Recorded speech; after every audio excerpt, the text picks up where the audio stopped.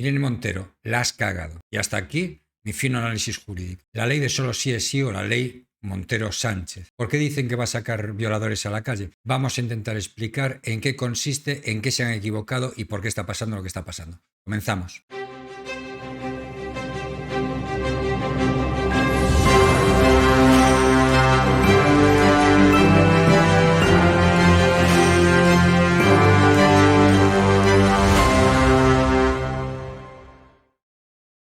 Con anterioridad a esta ley había dos delitos que tenían que ver con la indemnidad sexual: el abuso sexual y la agresión sexual. ¿En qué consistían? El abuso sexual consistía en aprovecharse del desvalimiento de la víctima, de que no hubiera un consentimiento lícito y tener relaciones sexuales o algún tipo de actividad sexual con ella. Ejemplo: cuando una mujer estaba lo suficientemente borracha como para no enterarse de lo que pasaba y tú te aprovechabas. Aquí también había grados, porque podía ser con penetración o sin penetración.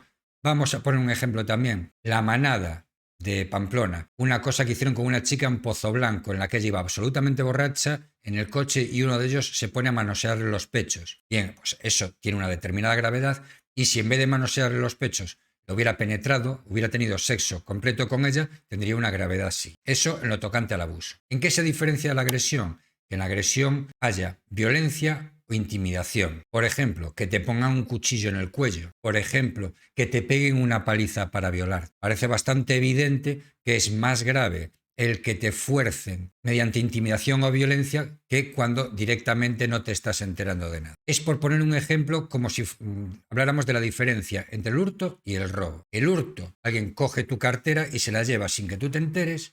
El robo, te pegan una paliza y te roban la cartera. Parece evidente que la segunda conducta es más grave que la primera. Bien, por eso llevan unas penas distintas. ¿Qué han hecho con esto? Como la palabra abuso parece que no les sonaba bien, han querido llamarle a todo agresión. Han quitado dos líneas con pincel finas que le delimitaban dos conductas distintas y han pegado un brochazo y le han metido a todo legislación de brocha gorda. Con llamarle a todo agresión les parecía como que era más grave. ¿Y qué pasa cuando pasan estas cosas? Hay un elenco tan grande de delitos que se pueden cometer, desde lo que decíamos, la mujer que está borracha y alguien le da un beso sin su consentimiento, hasta alguien a quien le peguen una paliza, la amenacen y la violen salvajemente por todos sus orificios. Evidentemente no puede tener la misma. Y es muy difícil legislar cada uno de los supuestos. Por eso, cuando hay dos delitos distintos, es más fácil casar cada uno de ellos. Y cuando hay uno, pues hay que tirar más por la brocha. ¿Qué cambia ahora? Muy sencillo. El artículo 2.2 del Código Penal lo establece. Es decir, toda norma que sea favorable al reo será de aplicación a él, aunque ya haya sido juzgado, condenado y esté cumpliendo sentencia. No al contrario. Es decir, si en el momento de tú cometer un delito tiene establecido una pena y luego hay una reforma penal que establece una pena más grave, esa no se te podrá aplicar, ¿vale? Solo la pena más favorable al reo.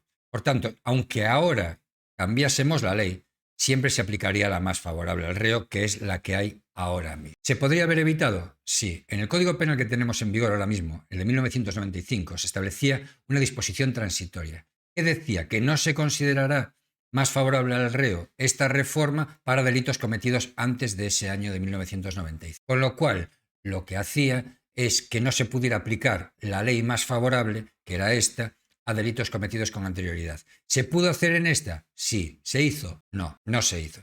Ese es el problema, que ahora se establecen unas penas inferiores a las que había antes y por tanto se le aplican a delitos que habían sido cometidos antes. Irene Montero ahora quiere echarle la culpa a los jueces, llamándoles machistas, heteropatriarcales y toda la retahíla de insultos que suele hacer en estos casos. En primer lugar, decirle que el 56% de los jueces son mujeres. En segundo lugar, que por su edad ninguno de ellos ha servido en tiempos de Franco. En tercer lugar, que no puedes achacarle a los jueces las leyes que aplican las leyes que vosotros le ponéis encima de la mesa. A la hora de determinar la pena hay unas reglas que están muy tasadas, que son el grado de ejecución del delito, el grado de participación del delincuente y las circunstancias modificativas de la responsabilidad criminal.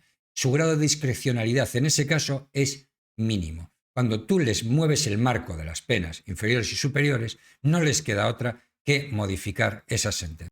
En este caso también estoy echando mucho de menos a nuestra señora ministra, doña Pilar Job, que es juez en ejercicio, es juez de carrera, y que en este caso debió salir a defender a sus compañeros, debió de salir a defender a los jueces ante los insultos que han sido proferidos por compañeros suyos de gabinete, por compañeros suyos de gobierno. Es intolerable que uno de los poderes del Estado, como es el Poder Ejecutivo, ataque así a su contrapeso natural y otro de los poderes del Estado, como es el Poder Judicial. Esto tiene que ser causa de dimisión de la ministra responsable y de la ministra de Justicia por no cumplir con sus obligaciones. Tampoco es tolerable que se acuse a los abogados de buscar lo mejor para sus clientes. El código deontológico les obliga.